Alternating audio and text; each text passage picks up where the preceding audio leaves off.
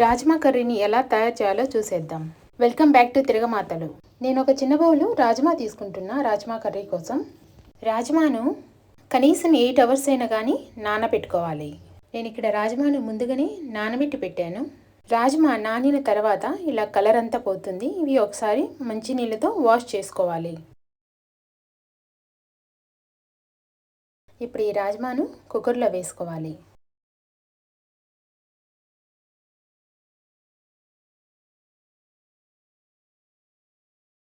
కొద్దిగా నీళ్లు పోసుకొని తర్వాత ఒక చిన్న స్పూను సాల్ట్ కూడా వేసుకోవాలి. ఇప్పుడు ఈ కుక్కర్ను గ్యాస్ మీద పెట్టుకొని 4 నుంచి 5 విజిల్స్ వరకు రానివ్వాలి. నేను ఇక్కడ ఒక మిక్సీ జార్లో కట్ చేసి పెట్టుకున్న ఆనియన్స్,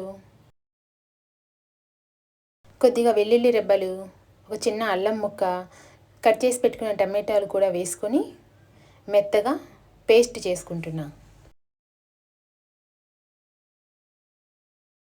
అంతా స్మూత్ పేస్ట్ తయారైపోయింది. గ్యాస్ మీద ఒక బాండిని పెట్టుకొని అందులో 3 నుంచి 4 టేబుల్ స్పూన్ ఆయిల్ వేసుకోవాలి.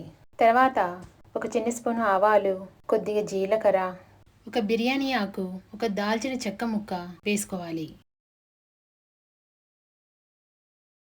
తర్వాత చేసి పెట్టుకున్న ఆనియన్, జింజర్ గార్లిక్ టమాటో పేస్ట్ని కూడా అంతా వేసుకోవాలి. ఈ పేస్ట్ను అంతా నూనెలో కలిసిపోయేలాగా బాగా కలుపుకోవాలి. తర్వాత టేస్ట్కు తగినంత సాల్ట్, ఒక చిన్న స్పూను పసుపు, ఒక స్పూన్ అండ్ హాఫ్ కారం, ఒక స్పూను ధనియాల పొడి, ఒక చిన్న స్పూను గరం మసాలాను కూడా వేసుకొని బాగా కలుపుకోవాలి.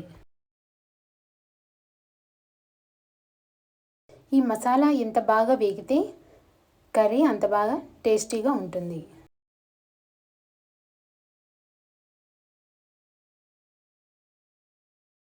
ఇప్పుడు మూత పెట్టుకొని ఆయిల్ బయటకు వచ్చే వరకు మసాలాను ఉడికించుకోవాలి. ఈ మసాలా అంతా ఉడికి ఆయిల్ బయటకు వచ్చిన తర్వాత ఒకసారి అంతా కలుపుకొని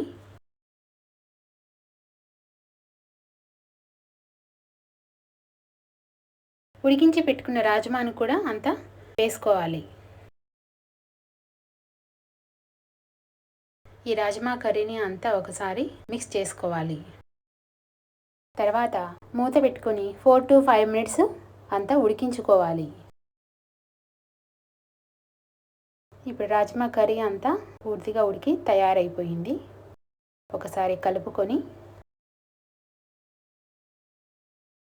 కట్ చేసి పెట్టుకున్న కొరియాండర్ను గార్నిష్ చేసుకోవాలి.